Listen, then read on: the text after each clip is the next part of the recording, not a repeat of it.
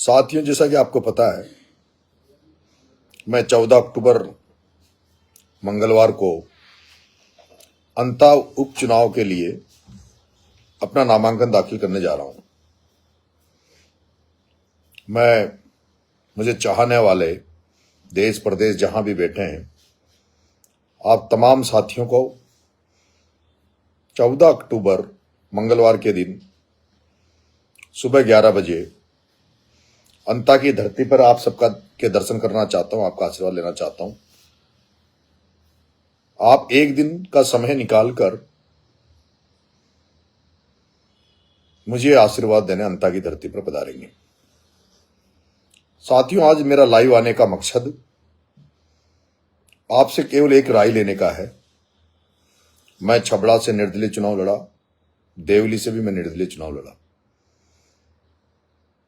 कांग्रेस ने हमारे साथ जो घात किया है और जिस तरह से जल्दबाजी में टिकट को डिक्लेयर किया है, ताकि कांग्रेस में भी जो कुछ लोग मेरे शुभचिंतक थे उनको किसी तरह का मौका न मिले, और उसमें मेन भूमिका निभाई है गोविंद सिंह डोटासरा ने।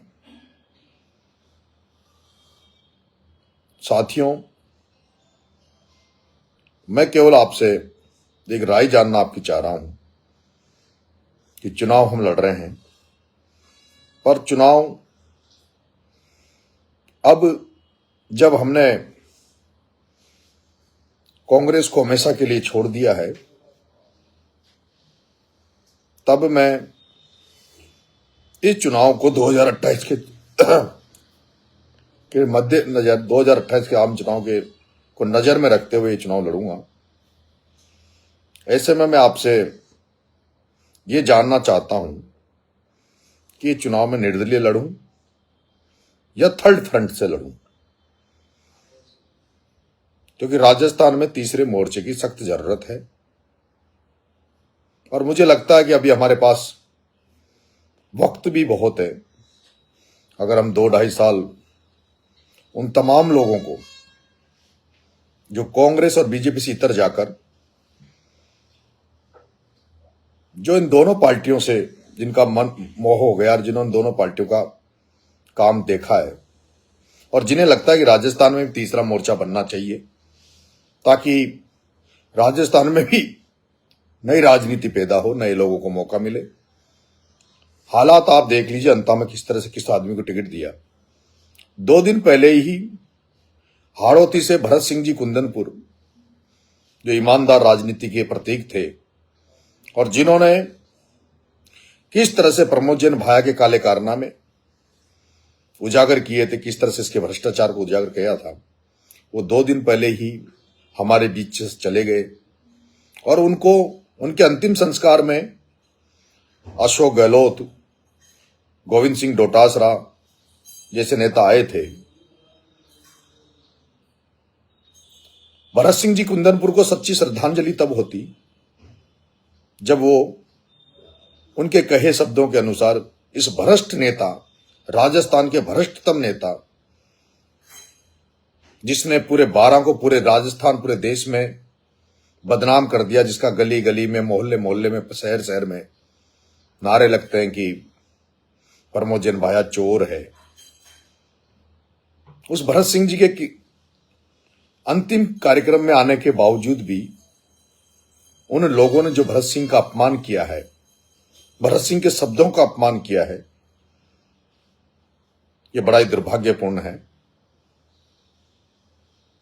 साथियों, भी बीजेपी ने टिकट डिक्लेयर किया नहीं है, बीजेपी भी टिकट डिक्लेयर कर देगी। मेरे पास भी कल मैसेज था कि आप बीजेपी से लड़ लो, लेकिन मैंने जबान दी है लोग जनता को। मैंने कहा कि मैं कभी जिंदा रहूंगा जब तक भारतीय जनता पार्टी से चुनाव नहीं लड़ूंगा।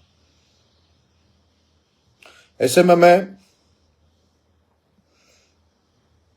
आपसे केवल इतना सा जानना चाहता हूं, अगर आपको लगता है कि राजस्थान को तीसरे मोर्चे की जरूरत है, तब आप मुझे राय दें कि मुझे तीसरे मोर्चे से लड़ना चाहिए या मुझे निर्दलीय चुनाव लड़ना चाहिए। ये जानने के लिए मैंने आपको के सामने लाइव आया हूं।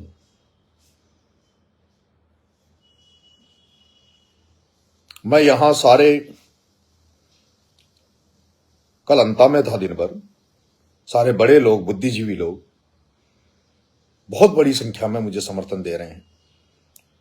हर तबका, हर वर्ग मिलकर मुझे साथ दे रहा है। लेकिन जब थर्ड फ्रंट में मैं चुनाव लड़ूंगा तब मुझे किसी न किसी दल से गठबंधन करना पड़ेगा, उसका सिंबल लेना पड़ेगा, और उसको लेकर मेरी उनसे बात चल रही है तीसरे मोर्चे के सारे नेताओं से।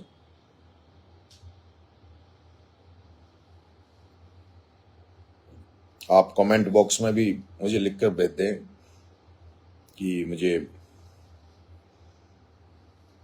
क्योंकि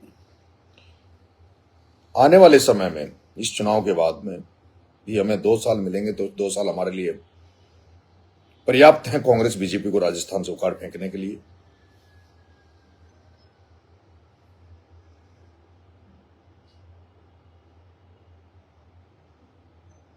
एक साथी लिख रहे हैं भ्रष्टाचार का मुद्दा। भ्रष्टाचार का मुद्दा ही यहां सबसे बड़ा है, नशा का मुद्दा है। यहां पर हाड़ौती में जिस तरह से हम लोग अभी जमुआ रामगढ़ के बच्चों को न्याय दिला के आए, हम लोग ने झालावाड़ में न्याय दिलाया। ये प्रमोद जैन भाया 25 साल से इस अंता की धरती पर बैठ के राज कर रहा है। इसने पूरे 25 साल के जीवन काल में केवल एक बार 12 कलेक्ट्री पे धरना दिया था, और वो धरना था एक कांग्रेस के कार्यकर्ता की हत्या हो गई थी, उसको लेकर इसने धरना दिया था। इसके अलावा आज दिन तक प्रमोद जैन भाया ने एक भी शख्स के लिए, कोई बिजली से मर गया हो, कोई सांप से मर गया हो, कोई दुर्घटना से मर गया हो, किसी एक भी गरीब को न्याय दिलाने के लिए आज दिन तक इन्होंने धरना नहीं दिया। आज दिन तक प्रमोद जैन भाया ने एक बार भी किसी किसानों को खाद दिलाने के नाम पर, किसानों की समस्याओं को लेकर, किसानों को बीमा के पैसे को लेकर, किसानों को समर्थन मूल्य को लेकर, किसानों को बिजली को लेकर आज दिन तक एक बार भी इसने कभी कोई धरना नहीं दिया। और मैं तो जब से राजनीति में मैंने कदम रखा है, मैंने कल गरीबों के लिए, पिछड़ों के लिए, शोषितों के लिए जो लड़ाई लड़ने का काम किया है। जनता के भरोसे अंता की धरती पर उतरूंगा। लेकिन जिस तरह का जातीय समीकरण अंता में है और जो सामाजिक न्याय की हम बात करते हैं, उसके लिए मैं सोच रहा हूं कि मुझे थर्ड मोर्चे की साथ मैदान में उतरना चाहिए। तो आप मुझे राय दें। धन्यवाद, नमस्कार, राम राम साहब।